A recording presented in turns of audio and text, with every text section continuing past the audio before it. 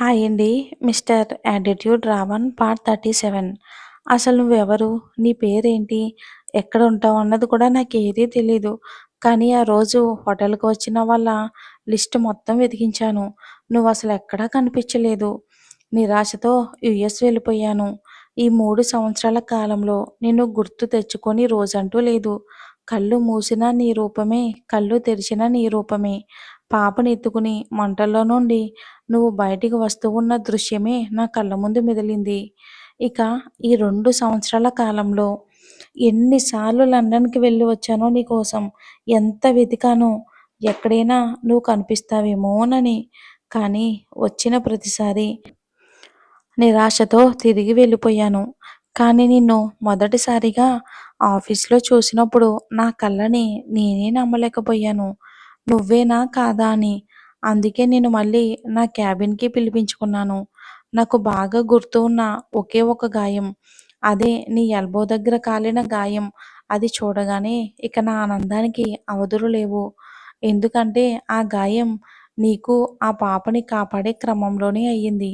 పాపని తీసుకుని వస్తున్నప్పుడు కళ్ళు నాకు తెలియకుండానే నీకేమైనా గాయాలయ్యాయేమోనని నిన్ను చూశాను ఒక్కసారిగా. అప్పుడు కనిపించింది ఆ ఎల్బో దగ్గర బాగా లోతుగా ఏదో పడి కాలిపోయింది. గాయం తగ్గినా కానీ దాని తాలూకు మచ్చ మాత్రం ఉండిపోతుంది అనిపించింది నాకు. నాకు చాలా బాధగా అనిపించింది. కానీ నువ్వు నీ ఫ్రెండ్స్‌తో చెప్పిన మాటలు విన్నాక నాకు చాలా నచ్చేసావు నువ్వు. అప్పటినుండి విడిచిపెడితే మళ్ళీ వెళ్ళిపోతావో నాకు కనిపించకుండానని నాతోనే ఉండేలా చేశాను. నీ ప్రేమ పొందడం కోసం ప్రతి క్షణం తహతహలాడిపోయేవాడిని. నిన్ను తాకకుండా, నీతో మాట్లాడకుండా అస్సలు ఉండలేకపోయేవాడిని. నిన్ను చూసిన మొదటి క్షణమే నిన్ను ప్రేమిస్తూ ఉన్నాను. నన్ను నేనే మర్చిపోయేంతగా అని ముగించి ఒక్కసారిగా ఆమె వైపు చూస్తాడు. ఇక ఊర్వి కంటి నిండా నీళ్లతో ఒక్క అడుగులో ఆయువుని చేరుకుని ఒక్కసారిగా అతన్ని హత్తుకుని అతనికి ప్రేమగా ముద్దిస్తుంది. ఊర్వి మొదటిసారిగా తనకే తాను ఇస్తున్న తొలి ముద్దు. ఆ క్షణాన్ని ఆయువు అసలు వదులుకోవాలి అని అనుకోలేదు. ఆమెలో రేగే ఉద్వేగతను, నియంత్రణను ఛేదించాలి అనుకున్నాడు. మూసిన కనురెప్పలు సిగ్గుతో బంగారు, ఒక్కసారి కళ్ళు తెరిచి నా వైపు చూడు బంగారు అని అతను చెప్పగానే నెమ్మదిగా ఆ వాలు కళ్ళని తెరిచి అతన్ని చూస్తుంది ఊర్వి సిగ్గుతో. చిన్న చిరునవ్వు పెదాల మాటున దాగి ముట్టుకుంటే మాసిపోయే మొహం, చురుకైన చూపులు తనతో ఏవో చెప్తున్నట్టు ఉన్నాయి. ఆమెపై అనంతమైన ప్రేమని కురిపిస్తూ ఉన్నాయి. ఇక అతన్నే చూస్తూ నేనెన్నో జన్మల పుణ్యం చేసుకుని ఉంటాను. అందుకే అన్ని ప్రేమలు కోల్పోయిన నాకు ఆ భగవంతుడు నీ రూపంలో అన్ని రకాల ప్రేమలని ఇచ్చాడు. కానీ ఒక్క ప్రశ్న. ఆ! ఏంటో అడుగు బంగారు. నా దగ్గర నీకు అనుమతి తీసుకోవటం ఏమీ ఉండదు. నాపై పూర్తి హక్కులు నీవే. అడుగుమా. నేను మీకు ఒకవేళ ఇక్కడ కనిపించకపోతే అసల ఈ లోకంలోనే లేకుండా అని అంటున్న ఊర్వి పెదాలు చేతితో మూసేశాడు. కళ్ళ నీళ్ళతో ఆమెనే చూస్తూ. పొరపాటున కూడా ఆ మాట అనుకు బంగారు అని అంటాడు. సరే అనను. చెప్పండి ఏం చేసేవారు? నీకోసం ఈ జీవితం మొత్తం వెతుకుతూనే ఉండేవాడిని. నువ్వు లేవు అని తెలిసిన మరుక్షణం నేను కూడా నీతోనే. ఎందుకో తెలీదు. నిన్ను చూసిన క్షణమే నా ప్రాణం, నా సర్వస్వం నువ్వే అనిపించింది. నువ్వు మంటల్లోకి వెళ్ళడం చూసి నా గుండె ఆగి కొట్టుకుంది. నువ్వు బయటికి వచ్చాక నా మనసు పడిన వేదన నాకు మాత్రమే తెలుసు బంగారు. నువ్వు నా ప్రాణం రా, నా బంగారానివి. నీకు చిన్న కష్టం వచ్చినా నేను తట్టుకోలేను అంటాడు ఆమెనే చూస్తూ. అతని కళ్ళల్లో కన్నీళ్లు దూకడానికి సిద్ధంగా ఉంది. అవి అక్కడే ఆపేస్తూ అతని కళ్ళపై ముద్దు పెట్టుకుంది ఊర్వి ప్రేమగా.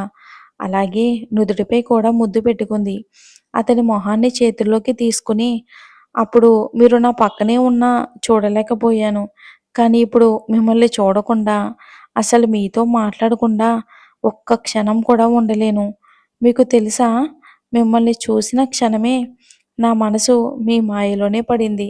కానీ నాకప్పుడేమీ తెలియలేదు. ఎవరు నన్ను ముట్టుకున్నా అసలు ముట్టుకోవాలి అనే ఆలోచన వచ్చినా గట్టిగా వాళ్ళకి బుద్ధి చెప్పే నేను, మీరు నన్ను ముద్దు పెట్టుకున్నా, హత్తుకున్నా కూడా అసలు చిరాగ్గా అనిపిచ్చేది కాదు.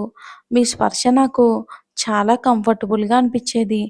బహుశా నా మనసు మిమ్మల్ని కోరుకుందో ఏమో! కానీ నా మెదడు అసలు ఒప్పుకోలేకపోయింది. కానీ మీ ప్రేమలో కొన్ని రోజులకే నా మెదడు కూడా మిమ్మల్ని ఇష్టపడింది. మీరు లేకుండా ఉండలేను అనిపిచ్చింది. అందుకే మీతో ఇష్టమని చెప్పాను. కానీ ఎక్కడో మీకు సరైన దారి కాదేమోనని అనిపిచ్చింది. నా హద్దుల్లో నేను ఉండడానికే ట్రై చేశాను. కానీ అలా చేసిన ప్రతిసారి మీరు మీ ప్రేమతో, మీ స్పర్శతో నన్ను మాయ చేస్తూనే ఉండేవారు. కానీ ఇప్పుడు ఈ క్షణం మీకు నాపై ఉన్న ప్రేమకి, ఆరాధనకి నా జీవితమే మీకిచ్చినా సరిపోదు ఆయువుగారు. మీ భార్యగా మీతో జీవితాంతం కలిసి ఉండాలని ఉంది అని అంటుంది అతన్నే చూస్తూ. ఆమె చెప్పిన దానికి ఆయు ఉప్పొంగిపోతూ ఆమె మొహమంతా ముద్దులు పెడతాడు. అతనికి ఆనందం పట్టలేకపోతున్నాడు అసలు. తన బంగారు తనని భర్తగా ఒప్పుకుంది అనే ఆనందాన్ని భరించలేకపోతున్నాడు. ఈ క్షణం కోసమే అతను ఎదురు చూసింది ఇన్ని సంవత్సరాలు. ఆనందం పట్టలేక బంగారు, బంగారు ఐ లవ్ యూ రా! I love you so much. I love you two ఆయువు గారు అని అతని గుండెల్లో తల పెట్టుకుని అతని కౌగిట్లో ఉండిపోయింది. బంగారు, నువ్వు నన్ను అలా పిలవకు. నువ్వెప్పుడూ నీ కలొచ్చినప్పుడు పిలుచుకుంటావు కదా! అలా పిలువు అని అడుగుతాడు వాయు గారంగా. నిదానంగా ఊర్వి తల పైకెత్తి అర్థం కానట్టు చూసింది ఆయు వైపు. తన చూపులు అర్థం గ్రహించి, అదే బంగారు, నన్ను పూర్తిగా నీ వాడిగా అనుకుంటూ, ఎటువంటి భయం లేకుండా, నీ మనసుకి నచ్చినట్టు నన్ను పిలిచే పిలుపు.